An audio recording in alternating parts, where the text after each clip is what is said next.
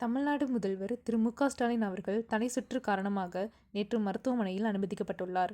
பிறகு சென்னை அப்போலோ மருத்துவமனைக்கு கொண்டு செல்லப்பட்ட அவர் இப்போது மருத்துவ கண்காணிப்பின் கீழ் இருக்கிறார்.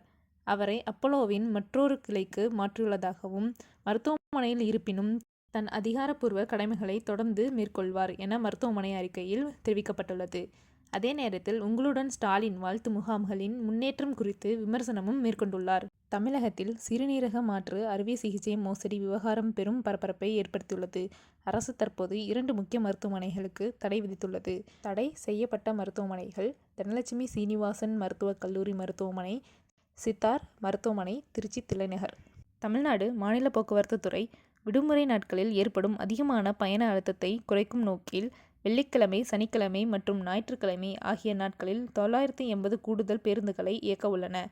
கிளாம்பாக்கத்தில் இருந்து 650 பேருந்துகள் மதுரை, திருச்சி, கோவை, சேலம், திருநெல்வேலி ஆகிய ஊர்களுக்கு பயணிக்கும்.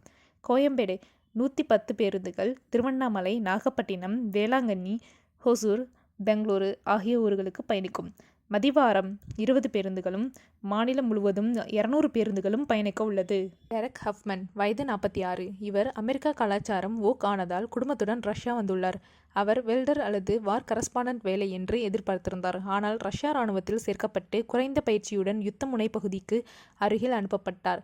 அவர் ரஷ்யா மொழியை அறியாமல் சென்றதால் பயிற்சி முறையாக நடைபெறவில்லை என்றும் அவரை உல்ஃப் போன்று விட்டுவிட்டார்கள் என்று அவர் மனைவி கூறுகிறார்.